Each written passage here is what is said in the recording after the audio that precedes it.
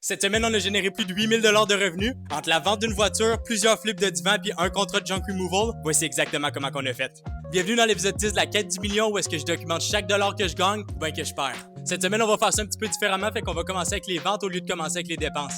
Donc premièrement, roulement de tambour.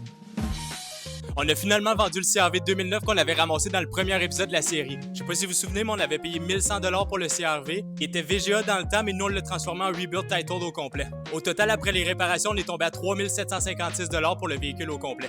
On l'a revendu cette semaine pour 5500 $ au total.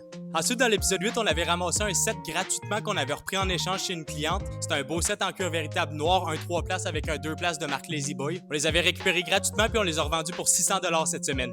Le seul cost qui est relié à cette vente-là, c'est le 250 $ pour tout ce qui est la réparation du divan.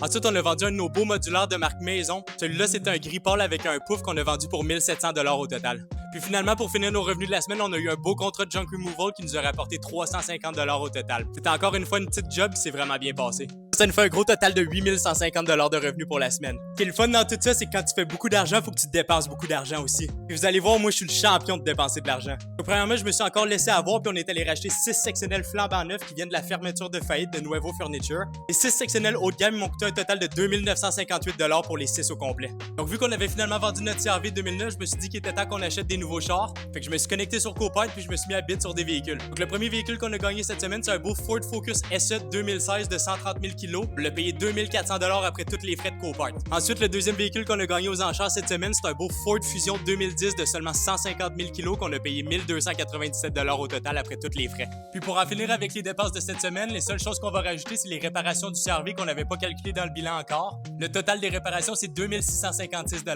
Ça nous fait un grand total de 9562 $ de dépenses pour la semaine. Sur le 9000 $ de dépenses qu'on a cette semaine, on a 6655 $ qui sont des actifs. Pour avoir une meilleure vision de la business, à partir du prochain épisode, on va rajouter une troisième section qui va être la section actifs. Il va y avoir dépenses, revenus, puis une section actifs. Donc, si on a 31 000 $ de dépenses, mais qu'on a 25 000 $ d'actifs, ça veut dire que nos dépenses ne sont pas réellement 31 000 $ pour le moment. Maintenant, pour le bilan de la semaine, on a 9 562 $ de dépenses versus 8 150 $ de revenus.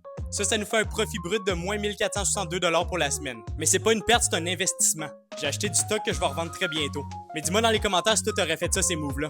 Donc depuis le début de la série, on est rendu à 40 629 $ de revenus versus 44 967 $ de dépenses. Si jamais vous avez des idées de choses qu'on pourrait rajouter dans notre bilan chaque semaine, n'hésitez pas à me le dire dans les commentaires. Sur ce, on va se voir la semaine prochaine dans l'épisode 11 de la quête du million. Bonne semaine.